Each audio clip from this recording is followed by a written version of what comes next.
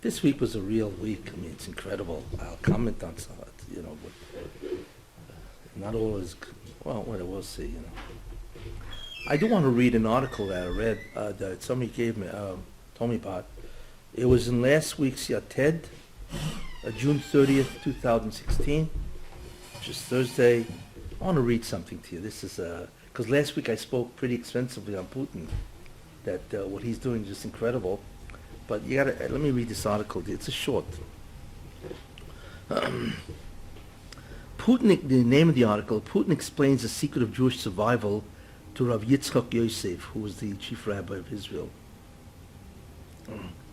Sephardic chief rabbi of Israel, Rav Yitzchak Yosef, recounted that when he recently attended a rabbinical conference in Moscow, he was invited with other rabbonim to attend a meeting with Russian President Vladimir Putin.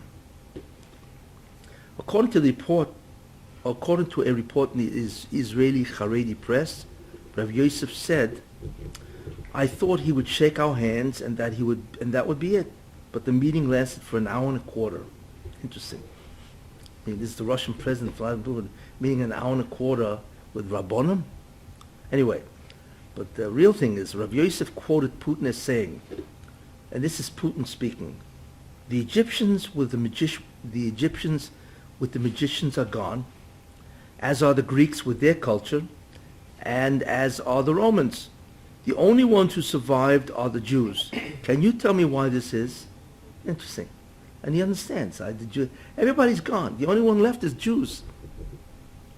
So Putin is said to have added, permit me to respond. He's going to answer his own question. You got to hear his answer. You survived, which means the Jews, in the merit of your Torah and your rabbis. They ought to make Putin the chief rabbi of Russia.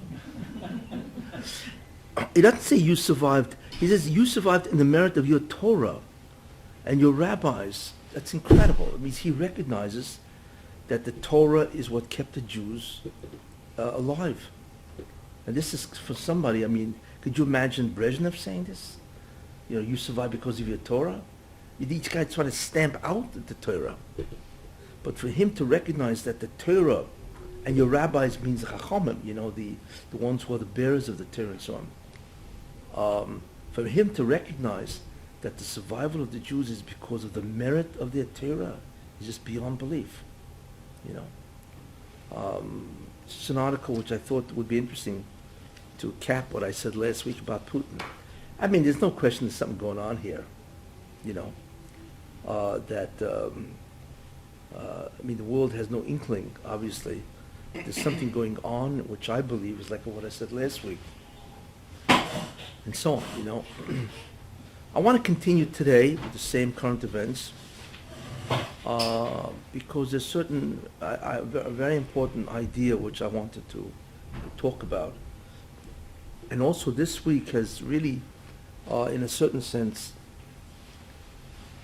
revealed something which is may or may not happen, we don't know, but there's a possibility, and I will explain that, The first thing is that I once talked about what the concept called the creation calendar. There are many simonim, signs, indicators that the Mashiach is near. There are many. You can really collect a whole bunch of them. Just as a simple example, and you realize why, because of the creation calendar. One of them would be the founding of the state of Israel. The fact that the Jews have a land back that they haven't had for 2,000 years is miraculous. It has never happened where a nation was exiled from their land for thousands of years, and all of a sudden they get it back. The second thing, at least, is the fact that Hebrew as a language was dead for 2,000 years. I mean, nobody spoke Hebrew. I mean, I'm not talking about academically, but as a living language, nobody spoke that language for 2,000 years. And the fact that it is now one of the current languages in the world is just, again, incredible. I mean, Latin, nobody talks Latin anymore, right? It passed out with basically Rome, and then it continued with the academics and so on, and the church and so on. But for the Hamoinam, for the regular people, Latin, nobody talks Latin. These are dead languages. But Hebrew is a living, resurrected language, which is absolutely incredible. Is it the only resurrected language ever? Possibly. I'm not a linguist, but it could be. I never heard of a language that's been dead for 2,000 years and all of a sudden is resurrected as a living language, which is an entire country speaks this. The culture is based on it. The country speaks it. As far as I'm concerned, as far as I know, it's unheard of. So this second thing is, again, these things are miraculous. They've never in many ways occurred. So that's a second concept, okay? Another concept which you don't realize is the ingathering of the exiles. The Golus is no longer what it used to be. Most of the Jews have come back to Israel. There's millions and millions of Jews, so that itself is a tremendous sign that the exile, the Golus, is ending. It's not all, but certainly from the nations that persecuted the Jews for so many thousands of years, for the Jews from the Arabic lands, from Russia. Now Jews can come back. If they want to leave, they can go. The ability of the Goyim, which is really Edom and Yishmael, to hold the Jews and force them to remain is basically gone. And that itself, that's called Kibbutz Goliath. So in our day, we have seen the Kibbutz Goliath, which has been predicted, of course, the Kibbutz, and I will gather you in the Torah, and I will gather you from the ends of the earth, wherever you are, and bring you to Eretz Israel. Well, we're looking at it. But it's not just that the Jews have been able to go there, they have gone there. The fact is that the Jews can go there. There's no longer any political force that basically stops the Jews from not going to Eretz Israel. That's gone. You see. So that's That's a third sign, Another sign is the concept of the internet, even though people don't understand that. Because the internet is a way of communicating globally with the entire world. So a messianic figure can easily get on the internet and communicate with the entire world.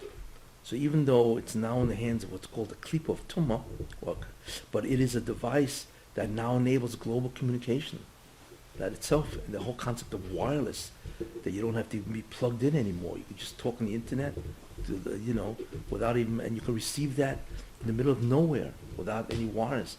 That's the whole concept of satellite, communications and so on. So we're looking at a lot of different ideas. Also, the proliferation of chokhmah. It's called hispashtus chokhmah, and the Zohar talks about that. That it says that in the 600th year of the sixth millennium, which is 1840, the Zohar says, there's going to be an incredible proliferation of chokhmah. It's called hispashtus chokhmah. And of course, 1840 is the beginning of the Industrial Revolution, the beginning of real science. Michael Faraday and so on, all the scientists, and it's a revolution in science. It was a revolution in industry. There's so many things that started in 1840, basically, and so on. Medicine, anesthesia, just incredible how much stuff started then, and so on. And that's happening. The Ispashtus Chochmah, which is Zohar talks about. That happens basically at the end of days, and so on. So you have a lot of ideas that are mamash simonim, indicators that we are in the Messianic era. One of them is the concept of a creation calendar, which I've spoken about, but it's another indicator that we are at the end. We know what the creation calendar is. We know that there's 6 days of creation. Each day is parallels 1,000 years. The world, according to the Gemara, Shisa Alfei Shnin Hevu Alma, that the world will last 6,000 years, and after that, it's destroyed. It's called Chat Chorav, and that's the beginning of a different dimension and so on. But for 6,000 years, the world will last, which parallels the 6 days of creation. Okay. Now, if you take a look at those 6 days, Thursday night, right, at 6 p.m. is equivalent to 1240, the year 1240. I'm not going to talk about that, but there's a tremendous amount of things that happened in 1240 or around that year, which is really messianic. But so therefore, the year 5,000 is the English year 1240. And that's Thursday night, which is the beginning of Friday. And Friday is Erev Shabbos. Erev Shabbos, that's it. That's when you begin to prepare for Shabbos, which of course basically means the end. Okay? And then you have, to jump, you have 5,570, 5,500, yes, which is the English year 1740, and that's a tremendous rise in the ideas of science and so on. But you have 5,750, which is Tafshin Nun, which is 1989, September 1989, and the world has never been the same since 1989. But 1989, which is 5,750 in the creation calendar, is Chatzos, 12 o'clock noon, which is very significant, because Friday at 12 o'clock noon is when the sun begins to set, never to rise again, because it's the last, literally the last period of time before the Mashiach, you see.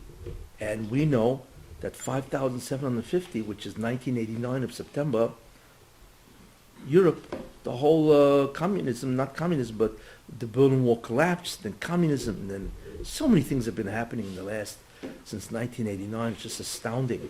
And that corresponds exactly to Chatzos, 12 o'clock Friday. You see, where are we now? We are 5,776, right? So we're beyond the Chatzos, which is 12 o'clock p.m. We are now past 12:30. It's called Sheish V'Chetzi, 6 hours in the day and a half. And that's when you can bring the Tamid and so on. Why? Because even though at 12 noon is the meridian and the sun is exactly overhead, but you don't see the shadow. But when the sun inclines slightly to the west, right, rises and east, sets in the west, so that shadow is now discernible. You can see that. That's called Sheish V'Chetzi. 6.5 hours after the beginning of dawn, right? And at that time begins Bein Arbayim, Erev. And it says in the Navi, V'hoyoli Eis Erev, and it will be at the time of evening, Yiyeh Or, there will be light.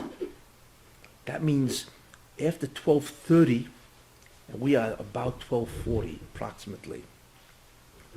We are 12:40. Every hour is 41 years and 8 months. That's how you can calculate exactly and so on, you know. But we are now approximately 12:40, which is 10 minutes even after half hour.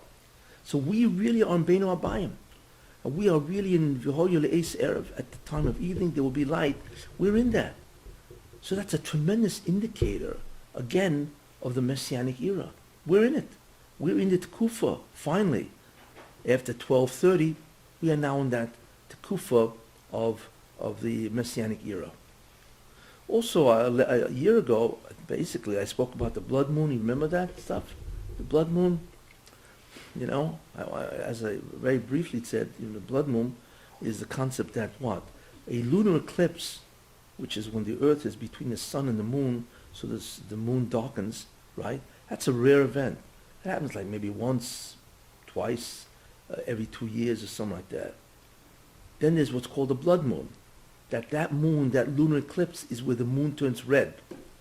For whatever reason, but that's a very rare event. For that to occur, so the lunar event itself is rare, for it to turn to blood is rare. For it to happen 4 times consecutively, every 6 months, is incredibly rare. But for it to happen on Pesach night, which is the full moon, that's when it becomes eclipse, on Pesach, and then Sukkot, and then again Pesach and Sukkot, 4 times, it's called a tetrad, only happened actually now 4 times in 500 years. And it just happened, we know, last year, right? The blood moon. So that is incredible. And why is that incredible by blood moon? Because we know the blood moon is what? Is, in those 500 years, the first time it happened, that it's recorded basically, is 1492, where obviously that was Columbus.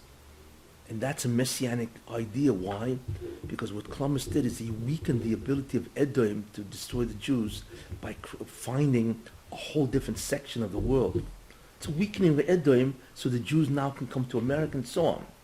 You see, so 1492 is a messianic advance. The next time it happened was 1948, founding of the State of Israel.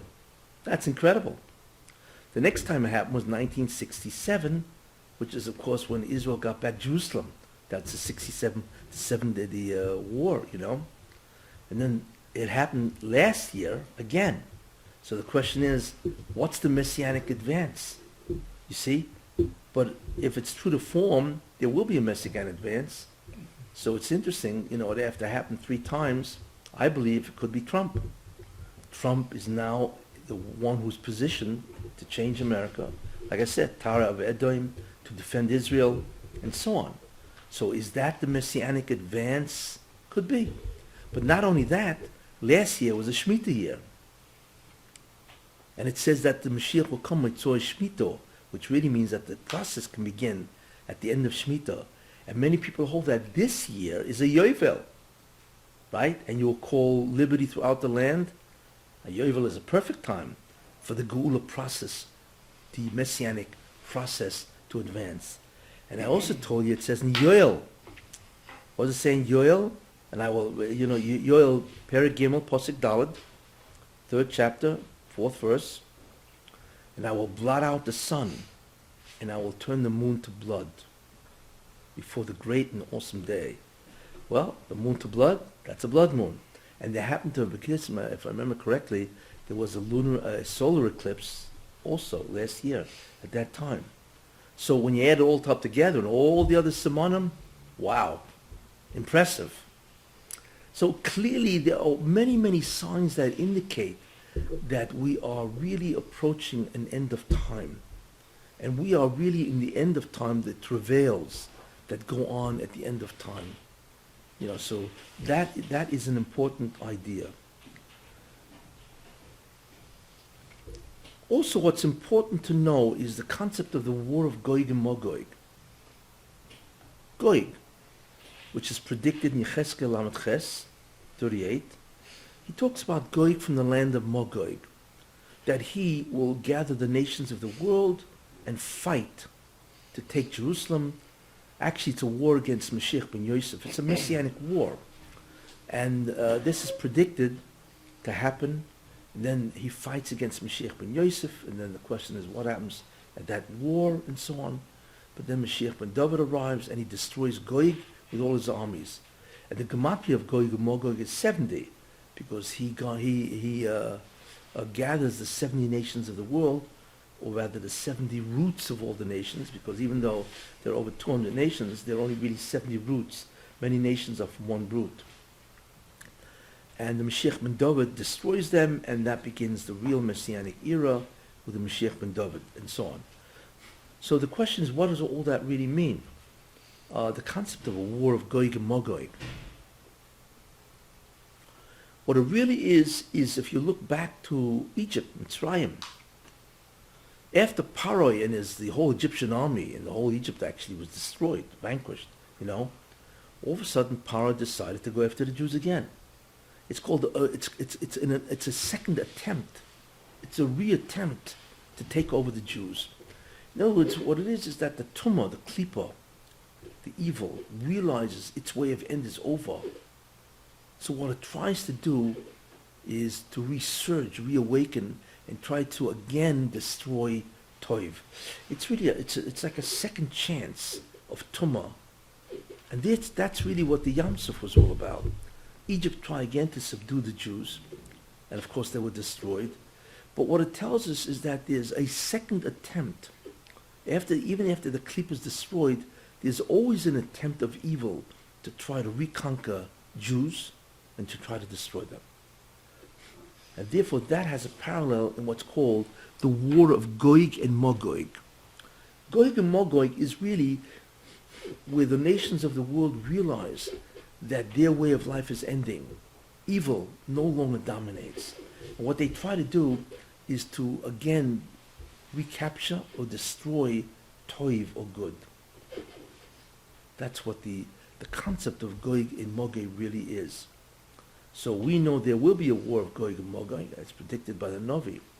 The question is really, what's the manifestation of that? What is that? Can we identify it? Now, normally what it should be, the classic case, is Goyik from the land of Mogoik, probably is Amaleki, Amalek. That's probably what it is, that war. But it's clearly an attempt of the world to, again, to recapture the Jews and to try to, again, dominate them, even to destroy them. So this war of Gog and Magog, is it possible that it happened already? Or if it hasn't, what can it look like? So that's why I want to just mention certain very important ideas, because the war of Gog and Magog is critical, really, for the Messianic process itself. We get a hint about this in the time of Chizkiyahu. Chizkiyahu was surrounded by an enemy, Sancherib, the Assyrians. I think 185,000 Assyrians, enormous. And the Jews, I mean, it was over for them. So what happened was, the Rabbi Shalom performed an unbelievable miracle. What was that? In one night, they all died. I mean, not even a plague can do that. There is nothing in existence that can kill 185,000 people. Healthy people, right? Because that's who they were. They were they were warriors, all healthy, or else what are they doing in the army? There's nothing that can kill 185,000 people in one night. Even Ebola, or whatever, these take days or whatever, to destroy. You can't do it in one night. But obviously it was a nest. And Malach went through that camp and just wiped them all out. Okay. So the problem was, that war, it says that the Moshe wanted to make that the war of Gog and Magog. Interesting. Sancherib, with his entire army, should have been Gog and Magog.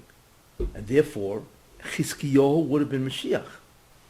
Whether Ben Yosef, Ben David, whatever it was, if that was Gog and Magog, he would have been the Mashiach. What happened? Because he failed to sing Shira.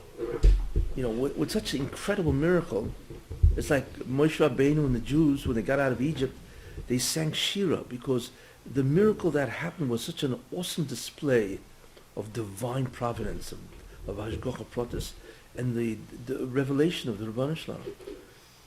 Such a miracle clearly is from the hands of God. It deserves Shira. So there was a tremendous kitrug, prosecution against, and he was not Mashiach, which is interesting. What do we see? Wait a minute. How could that have been Gog and Magog, right? In order for it to be Gog and Magog, first of all, it has to be the entire world, basically. Not everybody, but, tremendous representation of mankind. The second thing it has to be is the Mashiach has to be around, And not only that, he's not a Molech. He's Assyria. What it shows you is that it has variations or transformations, that who is Gog and Magog and what time he appears can happen at different times. Because it could have happened then. If not for the fact that he would have sang Shira, it would have happened. But he didn't. So therefore, obviously, that was a missed opportunity. Now, actually it does have the ingredients, if you think about it. First ingredient is that it's Assyria. Assyria was the greatest nation on earth. Sancherib was the greatest nation on earth. So in that sense, he had invaded the entire Middle East. That was basically the entire planet. There was nobody else anywhere, And he represented the entire world. So there you are. That's basically the 70 nations, okay, of Sancherib. And the Mashiach would have been Chizkiyahu. So you have the main ideas about Gog and Magog. What it tells us is that there are various forms of Gog and Magog. And that's what we see from the whole concept of Sancherib.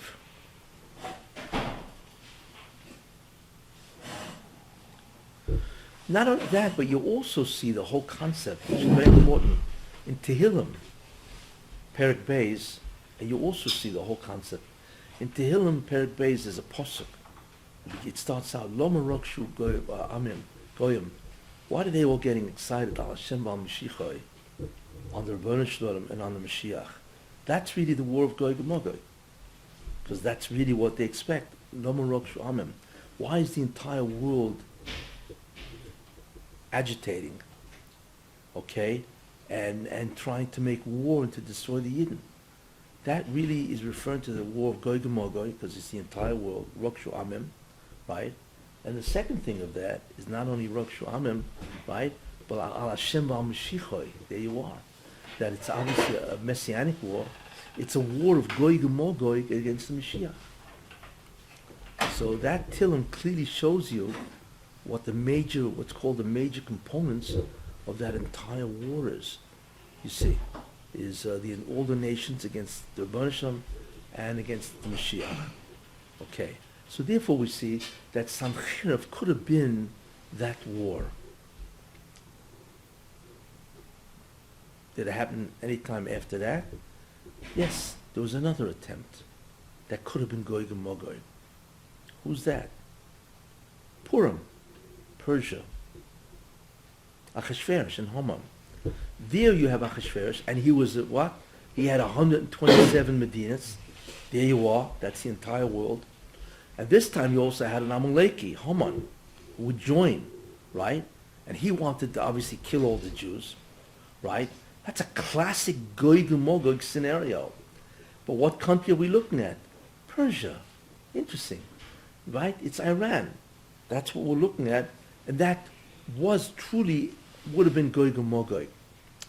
Because Mordechai really was from Binyamin. So therefore, in many ways, he was an aspect of Mashiach ben Yosef. You see. And of course, the Jews did Tshuva. So that could have been the war of Gog and Magog. In fact, what's interesting is because of the Tshuva, okay, that's really brought that to fore, that this could be Bi'achishena. Means the Rebbeinu Shalom hastens it. Okay. Could this really have been a Mashiach? And the answer is yes. Who was therefore the Mashiach ben Yosef, a Shorish? It was Ezra. It's interesting. Ezra came, and he brought the Jews back with him. And the truth is, Ezra should have been Mashiach ben Yosef. Why wasn't he? First of all, the war of Gog and Magog happened before, right? Which is Achashverosh and Haman against the Jews. Ezra could have been Mashiach ben Yosef. How do you see that? Because first of all, it says that if the Torah was not given through Moshe Rabbeinu, it could have been given through Ezra. Roy shetinosin Torah yodoi. Wow. You can imagine who he must have been, Ezra? That the Rebbeinu could have used him instead of Moshe Rabbeinu. So that shows you that he could have been Mashiach. Because Moshe Rabbeinu was the Mashiach. It's not everybody the Torah can be given through them. That's clearly a messianic attribute. But not only that, Mashiach ben David or Mashiach ben Yosef? but Mashiach ben Yosef, because he's Kohen, Ezra Kohen, was a Kohen. And Mashiach ben Yosef, maybe, is a Levi. Could be. Not from Yosef. Doesn't have to be. Mashiach ben Yosef does not have to be from Yosef. Only Mashiach ben David has to be from David. Because he's a king, so you have to follow that lineage. But Mashiach ben Yosef, he's in charge of the education of Klal Yisrael, the Gil of the Or. So he does not have to be a Yosef. He could be, Moshe Rabbeinu was a Levi, right? Aaron HaKohen was a Kohen, but before that he became a Kohen. He was a Levi, right? That today's Parsha Korach had the whole complaint. What are you making your brother for? You know, and so on, right? And Ezra was a Kohen, and so on. In any case, Is it impossible that maybe Daniel was Mashiach ben Yosef? Daniel? Yeah, because according to some Midrash, Haman killed him. Haman killed Daniel? Yeah. It's interesting. According to some Midrash. Yeah. Maybe he was Hamadasa. Oh yeah, because maybe, yeah, he was Chavoino Hamda, whatever. Yeah, Chavoino, not Hamdasa. Chavoino, yeah, Hasoch, yeah, Hasoch, whatever. Okay, but in any case, because there's a Rashi in Yecheskel, I think it's in Perek Mem Gimel.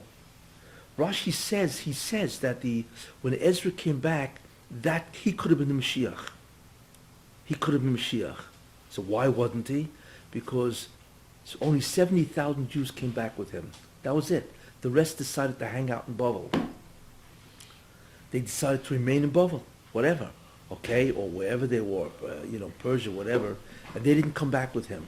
So because of that, since it wasn't the end of time, but rather the Jews had to deserve the Mashiach, he could not be the Mashiach because they failed to utilize the messianic opportunity. And Rashi says that, and it's called the Bia Shnia, so therefore he was not Mashiach. But again, wait a minute, how could he be Mashiach if there's no Gog and Magog? And the answer is, there was.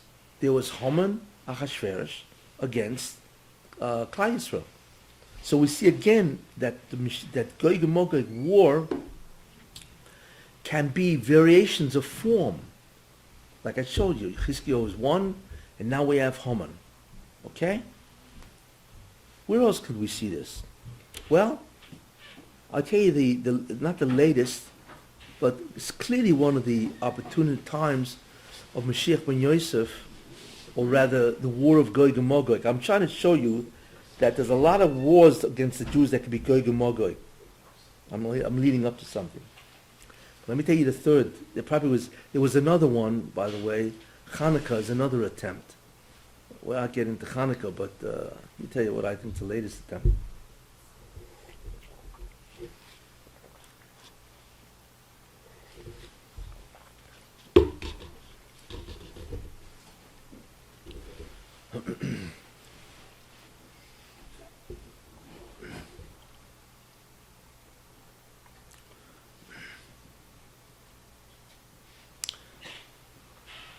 There's a Gemara Megillah. The Gemara Megillah says that there's a nation called Germania Shel Edom. Gemara Megillah Davav, it's Amud Aleph. It says there's a nation called Germania Shel Edom. Germania of Edom. Okay? And it says that that nation is incredibly militaristic. And if they ever will gather together, right, they could destroy the entire world. That's how strong they are, okay? And it says Yaakov Avinu was mispalel that they shouldn't have that opportunity to gather together, and therefore destroy the world. It says Yaakov Avinu was mispalel for that. And remember, this Gemara was written 2,000 years ago. The question is, who is Gemam Yishal Edom? So in the back of the Gemara, there's a commentary of Rabbi Yaakov Emden. And he says an amazing thing. He says, Kimeduma, it appears to me that this Gemam Yishal Edom is Ashkenaz Shalonu, our Ashkenaz, which of course is Germany. Yeah. So Gemamya, a mem can become a nun in Hebrew. So it's not Gemamya, it's Germania, which is Germany. This one, B'nai Gomer from Yeah. Magog is also from the Yes, yeah. But the interesting thing about it, so he says, he identifies this nation militaristic with Germany, which is interesting. Now it's interesting, the Gemara is 2,000 years old. How did the Gemara know about Germany 2,000 years ago? I mean, if he's right, that this is Ashkenaz, they're calling it Germania Shel Edom, that's Germania, right? How do they know about this? And the answer is because Germany goes back to the times of the Romans. Germany was called the Germanic barbarians, or the Germanic tribes. They were in the northern Europe, and the Gemara refers to them, that these nations, and they were called barbarians, tremendously militaristic. I once read that, when they used to have weddings, we come in and we get dressed up with our ties and jackets. They used to come with their battle uniforms to the weddings, with the clubs and the swords. This is how they celebrated a wedding, to show their military might, And the Gemara refers to Germany, which was then Germany. And the Gemara says that these people, which is Northern Europe, right, people from the north, they are so hostile and so militaristic that they could take over the entire world. And like I said, Yaakov Avinu prayed that they shouldn't do it. And the Gemara says that this nation has 300 chieftains, which means that there are tribes, 300 tribes. and each one has a chief. But it's really one nation. We can call it almost a clan, you know. But 300 chieftains, and that's what they are. Okay. What is interesting is that there was a Time magazine article, I think it was 1953, that said that who united Germany? Germany used to be all kinds of little principalities. There was Bavaria, Thuringia, you know, Westphalia. There's a whole bunch of them. So along came Bismarck, I think, in 1972 or whatever. 1972, what I'm talking about. 1872, and under the Kaiser, not Kaiser, the Emperor William I, I think it was. Anyway, he united all the principalities of Germany, and he united them into one nation. How many principalities did he unite? So Time magazine mentions 300. That's interesting, huh? That's called bingo. In modern day parlance, it's called bingo, right? It says that he united 300 principalities, because that's how many there were. You know, what do you call it? Little, lordships and all that, principalities and so on, you know. But clearly Germany is Germania Shel Edom, Germania Shel Edom, you know. How do we look at this? What's the usage of that, really, you know? What the Mashiach did was very interesting. We think that the war of Gog and Magog is going to start at some day in the future. No, not at all. The war of Gog and Magog already started. You know, it started with World War I, which destroyed hundreds and hundreds of Jewish communities in Europe, and certainly World War II. You see, so World War I really is the first phase of Gog and Magog. World War II is the second phase, and if you think about it, it's the entire world. So in World War I, right, Germany destroyed hundreds of Jewish communities. In fact, after World War I, Jewish life was never the same. That's how many communities were destroyed. In World War II, of course, Hitler's only purpose, really, basically, was to destroy the Jews. He was obsessed with the destruction of the Jews. You see, why would a guy be obsessed like that? You know. Okay, he obviously was crazy. He's a madman, psychotic. He was he was delusional. There's no question about that. He's a paranoid, delusional person and so on, obsessed with the destruction of the Jewish people.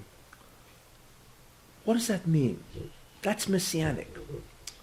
That is the second stage of Gog and Magog. And Hitler, Machshamoy, is Amalek, basically. You know, he's Germany, as we see that nation of Germania Shel Edom is really Amalek. That's really who they are. And he was obsessed with killing the Jews. And you know, there's a whole, you see that there's a whole code. It's a famous code that clearly indicates that his 10 ministers, right, really are Gilgulim of the 10 sons of Haman. You know, and he therefore would be Haman himself, so on. But in any case, I don't know if you're familiar with the code. It hadn't been around for a while, but it was famous in the old days. Yeah, the large, that there are several letters that are large, and so on, you know. You want me to repeat the code? No. What? I don't know. I don't know if it was him or maybe it's other people. It was the Bible codes. Yeah, they were large. Yeah. Yeah. They're written large. You know. Because the problem is that Esther, when she asked Achashverosh to hang the sons of Haman, the problem is they already were hung. They already died. You see. So it's problematic. What do you mean? They're already dead. Why are you asking Achashverosh to hang them again? You see, and so that's a problem. And so some people say they died, but they were not hung. She requests that they be hung, so everybody should see, you know, that they paid with their lives and so on. The 10 sons of Haman. But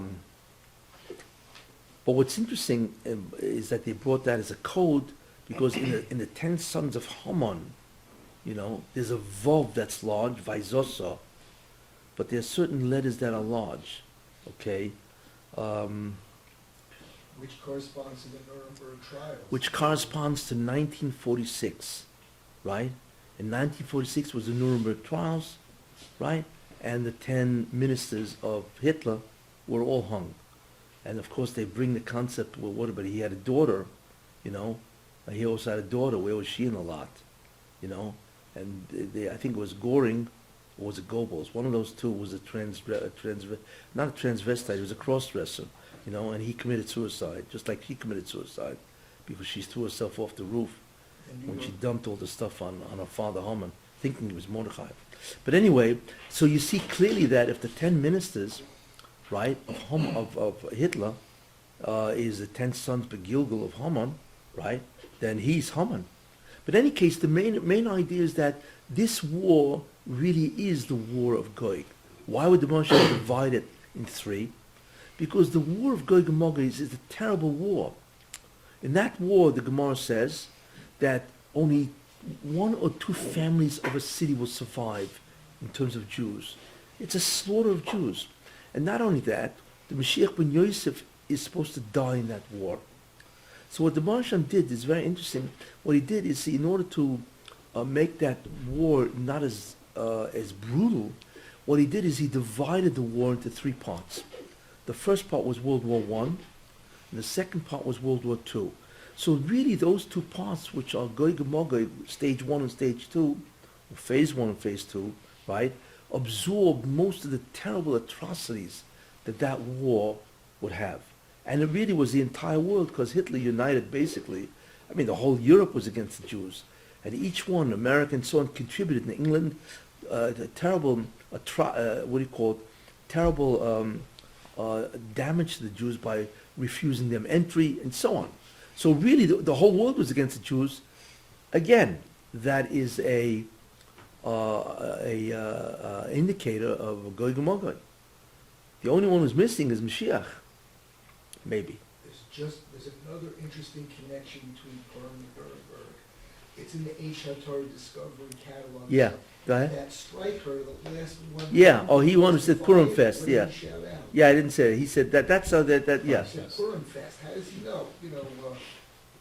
Yeah, when they were right before they hung him, he said Purim Fest, because he obviously saw the similarity between 10 ministers being hung and him and the 10 sons of Haman. But it doesn't really answer the question. What has he become, become a Bible scholar when he's being hung?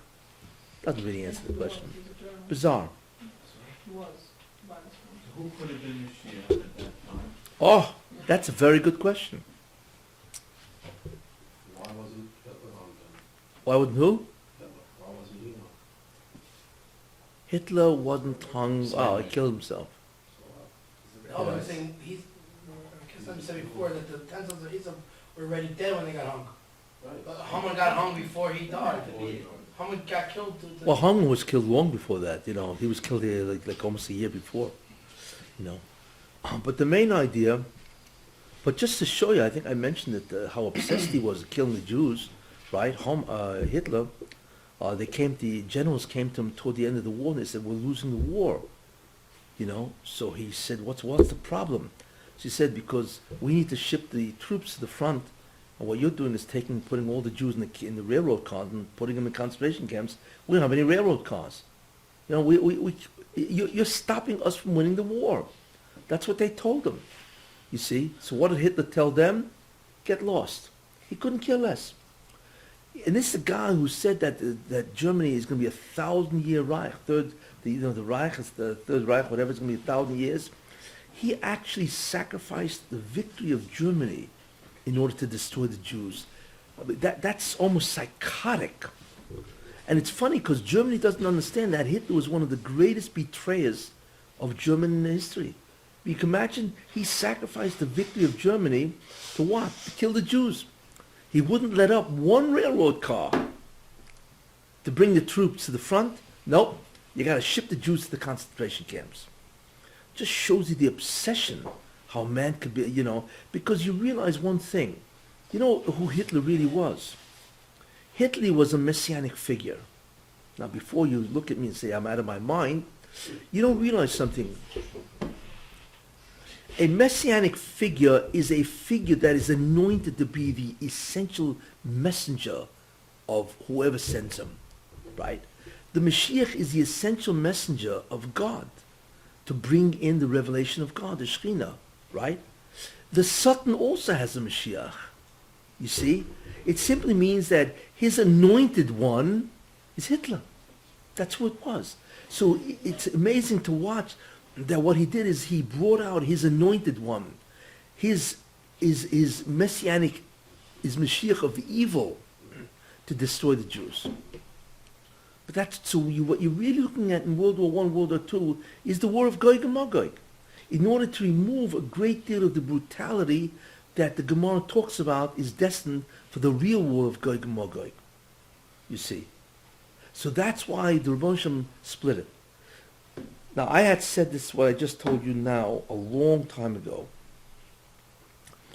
I realized this in 1987, a long time ago. But then later on, I saw a tremendous proof to what I said. It's written in the Lev Eliyahu, this idea in the back of the Sefer. It says there that Rabbi Chanan Wasserman, before he visited London, then he went back to Kovna where they killed him and so on. But anyway, he went to London and he was in a shul giving a drasha, so they begged him not to go back to Europe. Because they knew, they knew already this, I think it was 1938 or 39 or whatever and so on. So they begged him not to go back because he's going to be killed. So he said no. He's going back because he doesn't want to leave his Talmidim, whatever. So he said, I want to tell you something. You guys are making a mistake. Rabbi Chanan Wasserman was saying this to the shul in London. And he said, you make a mistake. He said, I heard from the Chofetz Chaim. And he said this, that the war of Gog and Magog is divided into three parts. And I'm reading this. I said, wow, was I mechavan to him? Right? The war of Gog and Magog is divided into three parts. World War I and World War II. Okay? So what Rabbi Chanan Wasserman was trying to bring out is that, what's the difference? You think you're safe in London? What's the difference? Of course, this Gog and Magog is a war that's going to spread throughout the whole world. And he was right. They bombed London. If it wasn't for Nisim, that the Moshe had Rachmanis on England, London would be finished. You see. But in any case, so then he continues, Rabbi Chanan Wasserman continues and says, and the third war, so he says in the first two wars, you're going to have tremendous destruction. It's divided into three. And then the third war between Gog and Magog is that's when Gog from the land of Magog will appear.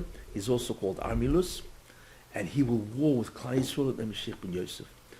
And he said that'll be in the future, but it doesn't say when, which is interesting, But in any case, so the Chofetz Chaim says, Claw, that World War I and World War II is the war of Gog and Magog, except it absorbed the brutality, and therefore it was two stages before.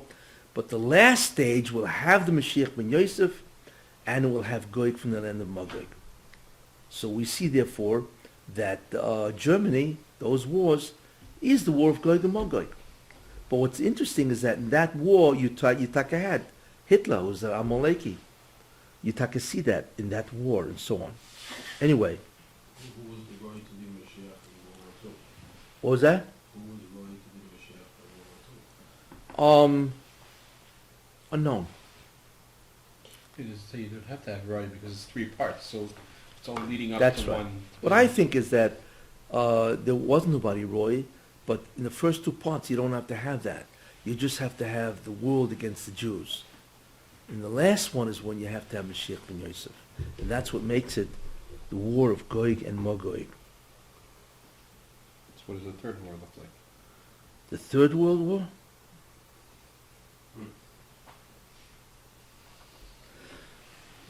It will be a conflict. Well, I'm going to talk about that now. Okay? So I gave you several. I gave you Chizkiyahu is 1, Purim is, Purim is 2, Germany is 3, right? And we're now looking at what's about to come up. Therefore, we understand what's interesting is a medrash. I told you the medrash, where it says that in the week that Ben David bo, in the week that he comes, doesn't mean a week, it could mean the 7-year cycle. And it says that Poras, which is Iran, is going to incite a war against Arabia, right? And Arab is going to seek counsel with Edom, and then Poras is going to begin to destroy the world, and then all the world will be frightened, obviously. And Israel also will say, we don't know where to go and so on, what to do. And then it says, a Baskol comes out and says, Hegia Zman Gulaschem, the time of your redemption has arrived. And the question is, what do you mean the time of our redemption arrived? That's simply the war of Yishmael, against the world. So what does it mean that the time of your redemption has arrived? But what it really means is, that is Gog and Magog. You see?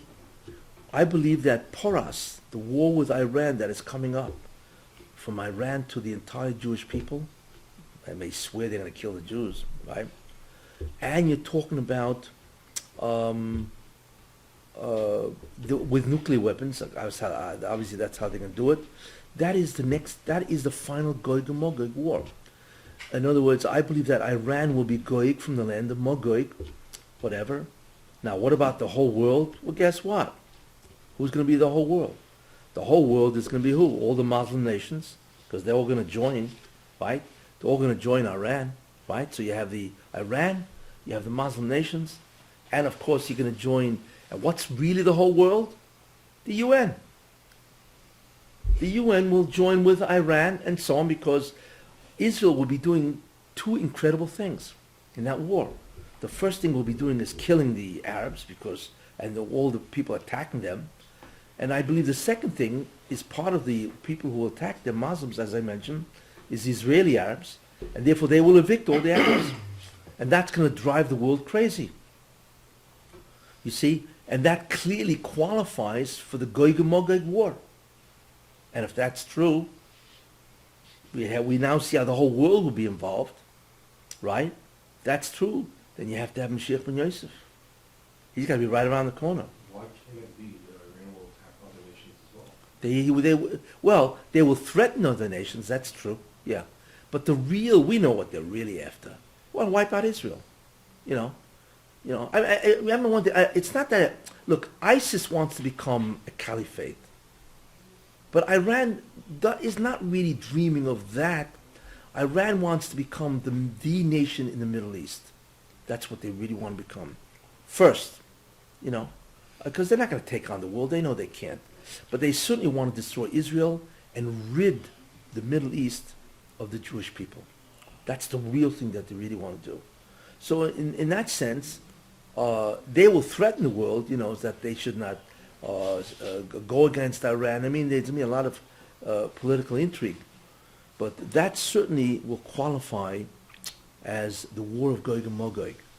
In that case, Gog and Magog will be Iran, okay, to war against Israel. Also, what's possible, even though it's a conjecture, because right now Israel is partnering with a lot of the Arab nations, Saudi Arabia, because they're Sunnis. The Sunnis realize that Iran, which is Shiite, wants to take over the whole Arab world, and the Sunnis and the Shiites hate each other. You see? So, They don't hate the Jews both what was that? They don't hate the Jews just the same amount? Who? The Sunnis and the Shiites. Oh yeah, sure. So what would stop them from banding together? Because Each other first. because they're afraid that Iran, which is Shiite, wants to take over them also. So therefore, like the friend of, if you're, Enemy of my enemy is my friend. yeah, the enemy of my enemy is my friend. All of a sudden, the enemies become friends. But it's very possible, which is interesting, although it hasn't happened, that Iran will try to placate and appease the Sunnis in order to try to destroy the Israel. Somehow the Arabs, Iran, Saudi Arabia may be fooled into that. But certainly, it doesn't mean all the Arabs will attack the Jews. So they're not all Rishonim, But clearly, there are many people that will attack the Jews. I mean, talking about, Iraq, Iran, Lebanon, Hamas, Al Qaeda, a tremendous amount of, and all the other Arab nations around the world. They're all going to join, because it's now this. They'll all recognize it as the great war between Yishmael and the Jews. This is our last attempt to rid the world finally, chas v'shalom, of the Jewish people. So there'll be hundreds and who knows, millions and millions of people trying to destroy Israel, And you'll have the UN, of course, siding with them because they all want the cash. And anyway, they're all anti-Semites anyway. But this is what's going to... so that war can easily qualify as Gog and Magog. And that war is less than 15 years away, if you think about it, And that's one of the reasons why I believe that Trump and Putin, that their job is in many ways to protect the Jews. What you see, which is interesting, is that the Mashiach is weakening many of the nations, so Israel will be victorious. When you take a look at Europe, Brexit, the British exit from Europe, severely weakens the European Union, because they're the greatest military of Europe, and they're the second greatest economy, And besides, I don't know if you realize that, but Europe is dying, because most of the people in Europe are old. The population growth rate is less than the replacement rate, which means that as time goes on, most of the people in Europe are going to be old people, and old people anyway, they're going to go to war. They just want to retire and hang out, So Europe anyway is dying, and then besides that, Europe's dying because all the Muslims are immigrating. I mean, it's just astounding what's happening. We know Muslims never assimilate, so they're going to wipe out. They're going to try to destroy Europe. I mean, what's going to come up in the next 15 years is going to be absolutely astonishing. Why is everything happening with extreme Hester? You think about it, these messianic events should be replete with Nisim, but as time goes on, it seems more and more Hester. Things are happening through political means and. Yeah, because the force that is always against the messianic advancements is always the Satan, because his days are doomed. I told you a long time ago, right, 4 or 5 lectures ago, that the Satan is dying. So if the Satan gets wind about what's happening, he doesn't want this to happen,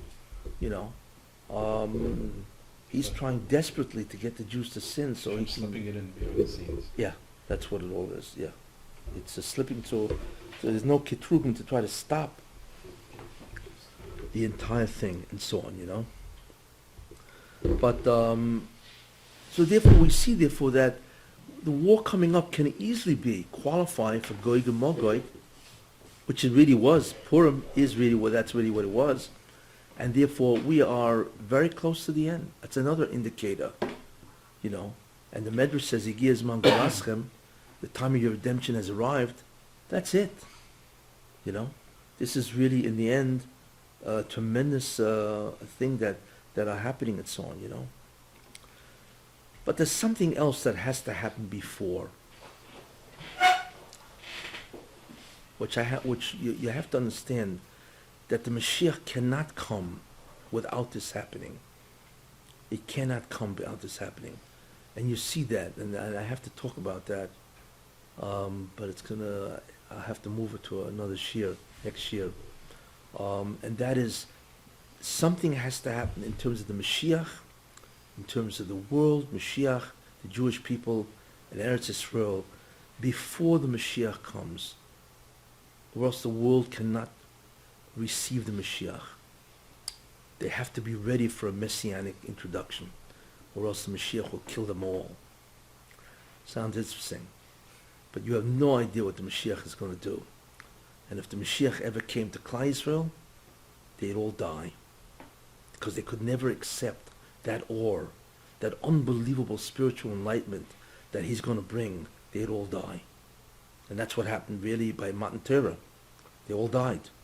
And it's not just the Jews, everybody will just drop dead. It's incredible, because what he's going to do, it's like take New Guinea, a guy the first time they ever saw a white man was 1953, I think, You imagine taking a guy from New Guinea, they're all naked, half these guys, it's like, I don't think they have a number that goes past 4 or something like that, He's incredibly primitive, Imagine taking a guy, like that type of a primitive person and putting him, right, in Manhattan, Fifth Avenue.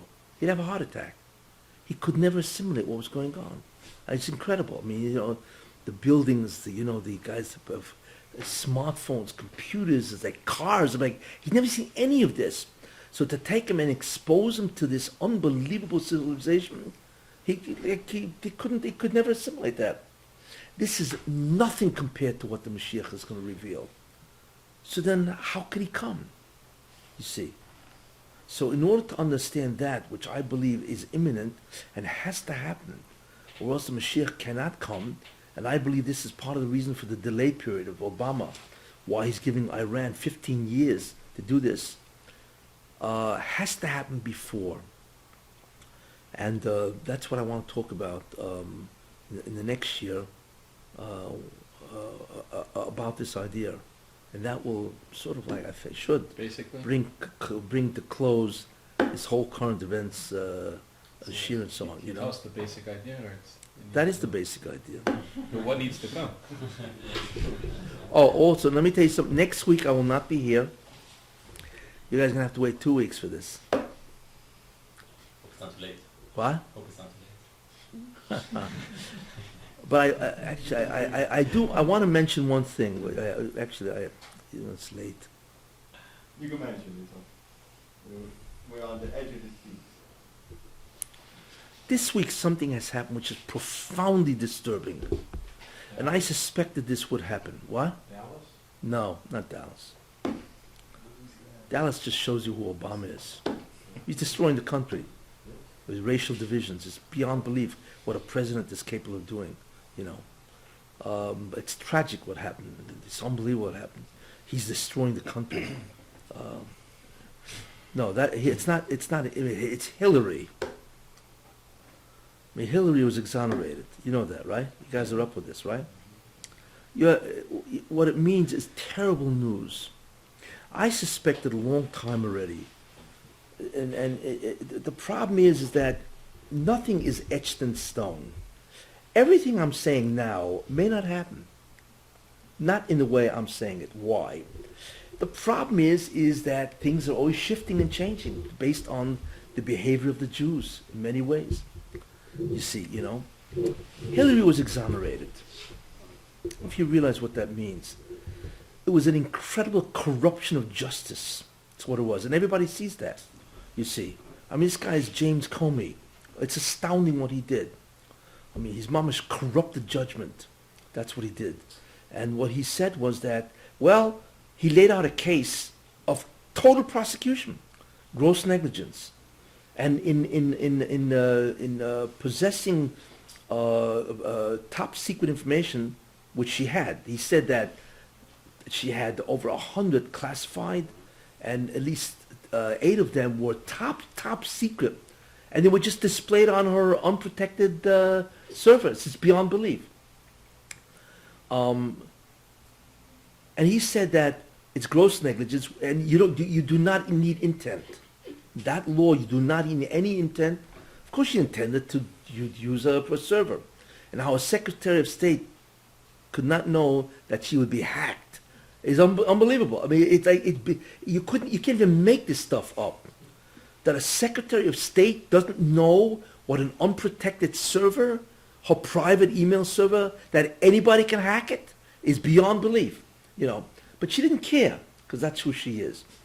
But he exonerated and he laid a case to that she's a felon, and he said, but nobody's going to convict her, which is a lie, because any first-year law student can convict her. You know, even Rudy Giuliani said that she's guilty of at least 12 to 14 felonies based on what she did. Anybody would have been fired and put in jail for what she did. It's astounding. And so what he did was a tremendous corruption of justice. What James Comey did, and he will forever. And it's terrible to watch an FBI guy who used to have tremendous integrity pull this kind of stunt. In any case, and besides that, it's none of his business if the Attorney General Loretta Lynch is going to prosecute or not. Your job is to investigate and show what the evidence shows, and that's all. How could you say we don't recommend prosecution? It's none of your business. Let the Attorney General say what they want to do. What a house of a man to lay down and say, well, we think nobody's going to prosecute that. How dare you corrupt the justice? Let the Attorney General decide. Your job is investigative, to provide the evidence, not to decide if it deserves prosecution. Now, oz of this man is beyond belief. But anyway, that's Comey. He's also litinus adin for what he did. But the real idea is Loretta Lynch, which is, it's incredible. She meets with Bill Clinton a week ago. You guys hear this? And they're talking about grandkids. Oh, yeah, sure, right? She and Bill Clinton meet on the tarmac in Phoenix in her private jet, right? And they talk about the grandchildren? Oh, of course. It was totally inappropriate for an attorney general to meet the spouse of somebody who's being considered for indictment. How do you do that? So, of course, Bill Clinton, there's no question that this happened. It's my opinion. It's obvious, you know. Clinton said to, excuse me, remember I appointed you the attorney general for some district and so on? You know, not only that, guess what? If you exonerate my wife, don't prosecute her, of course, you'll be the next attorney general. Well, what's the shine? He bribed her. No question in my mind that he did that, of course. I mean, and now, how could an attorney general know that? It's forbidden to do that. You can't meet with the spouse of, and not only, he's under investigation too, because his whole foundation is criminal.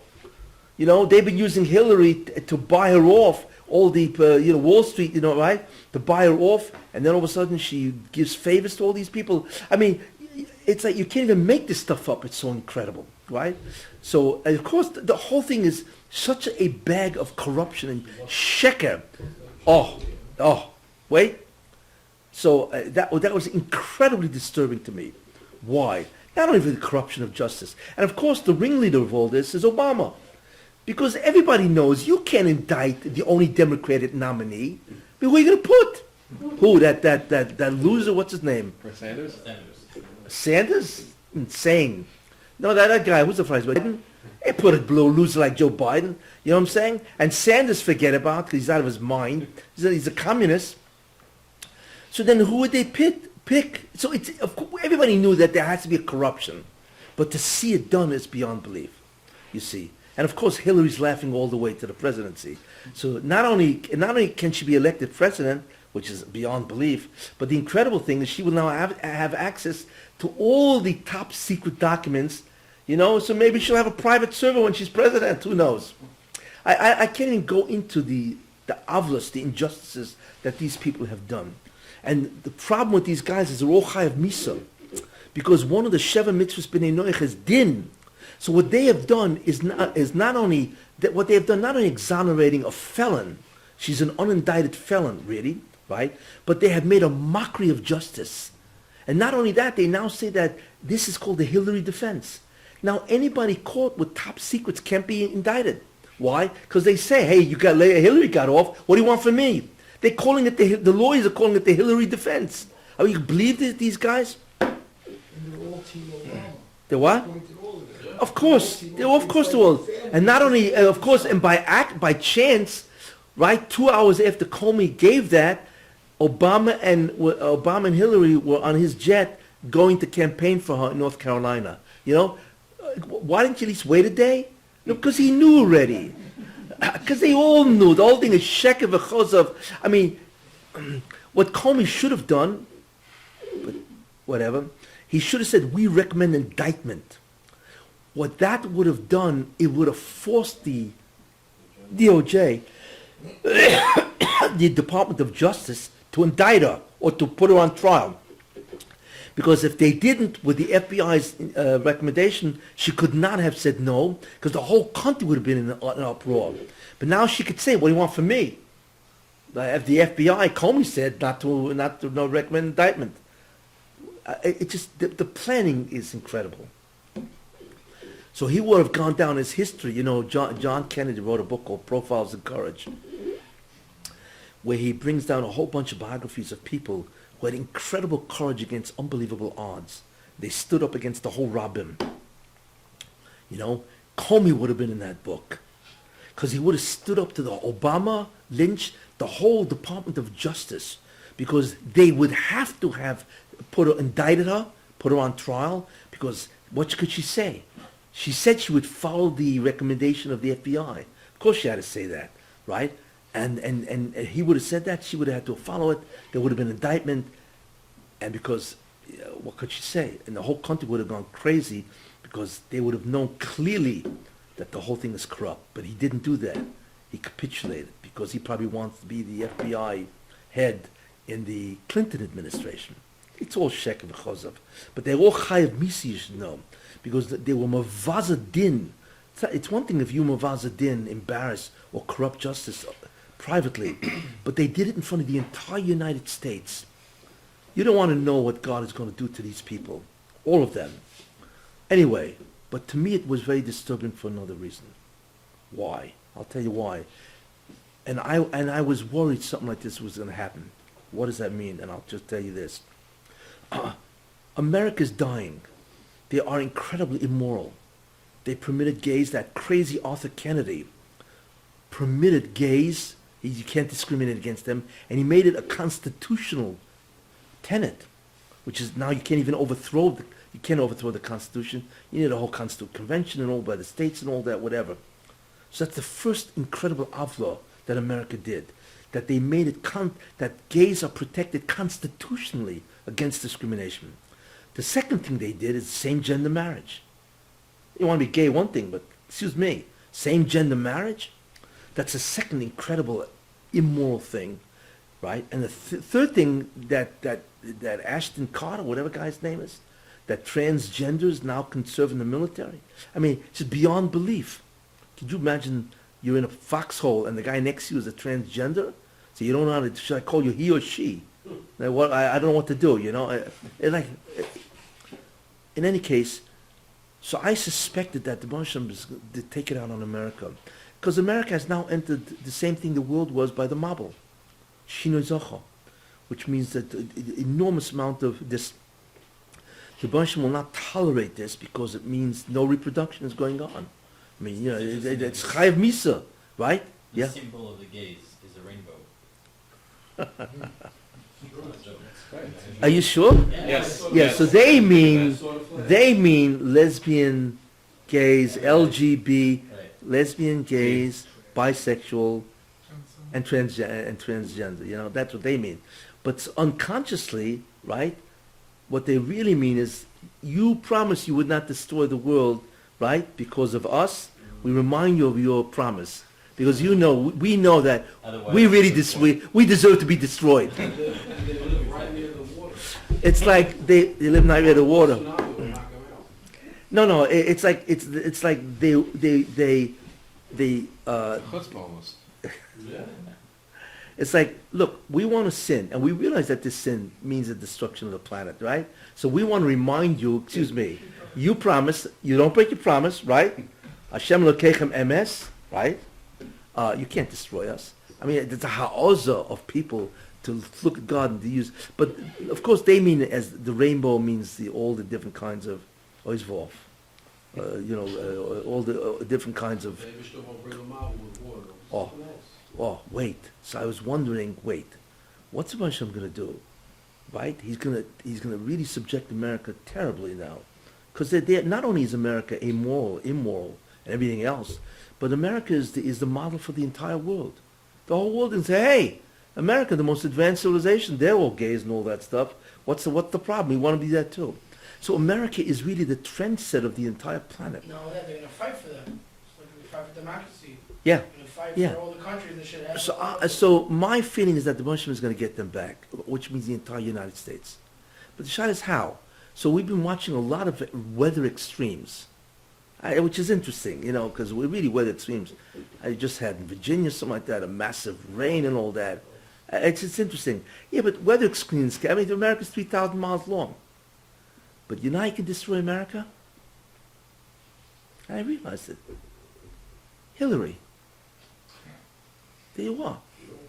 Hillary, even with everything I've been saying, right?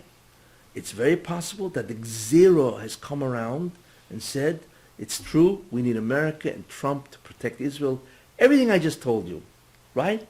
But there's an alternative, that he may decide to destroy America, turn it to a banana republic. Why? Because that's what they deserve. And the easiest way to destroy America is to continue the legacy of Obama. The easiest way. And Hillary exactly is that. So it's possible that all these shulim I've given won't happen. Because it could be that the gzera now is America has to be destroyed. And what bothers me, she's winning. I mean, it's that was they say, you know, she beat the rap. Everybody was hoping that they would get her on the emails, but now she beat that, right, with an incredible display of corruption, right? And also, I don't know if she's ahead in the polls, because they may be lying through their teeth, which they probably are. But now it's very worrisome, because all this that Trump could have promised with Putin, whatever, and so on, all the stuff I've been saying, may not even come to pass. Because America has violated the most essential ingredient, right, for the civilization to endure. And that is the entire gay movement, everything. Rome was destroyed because of that, and Greece, and the mob killed the entire planet, you know.